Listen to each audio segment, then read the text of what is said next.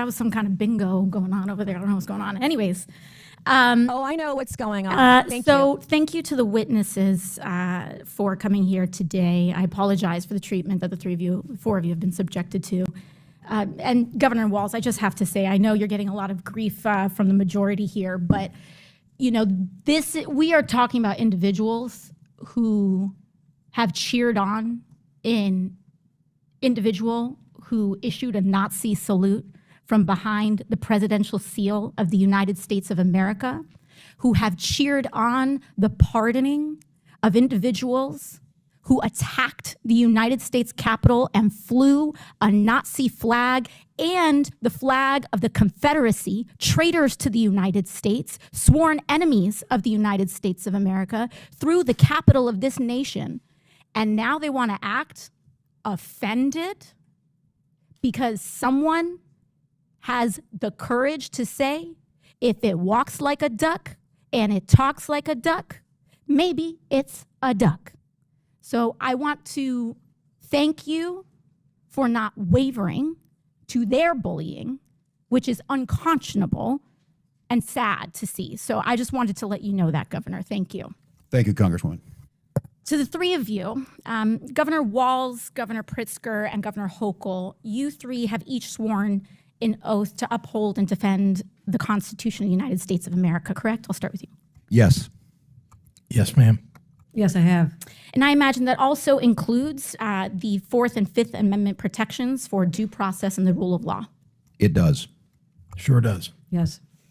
And that means protecting your people in your states, U.S. citizens and every individual, because that is what makes America great, that we are a land of the free and of rule of law, to protect them from infringements of their civil liberties, correct? Now, what we are seeing is a pattern where ICE is breaking the law.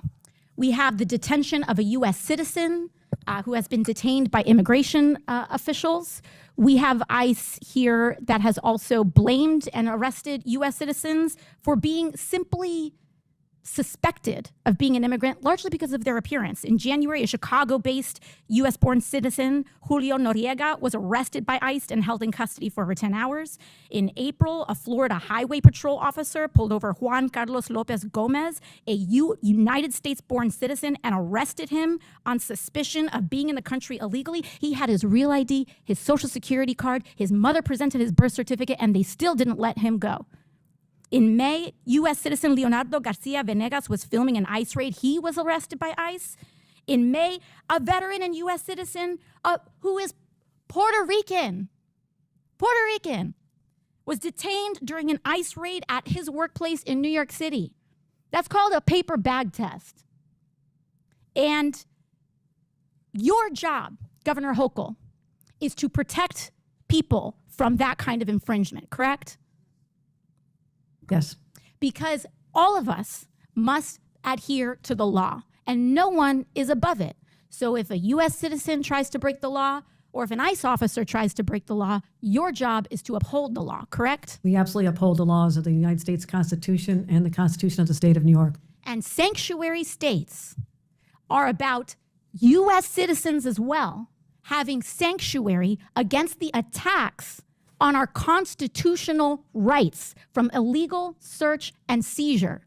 There is nothing preventing ICE from issuing a warrant and you having complete compliance with their request. Correct, Governor Hochul?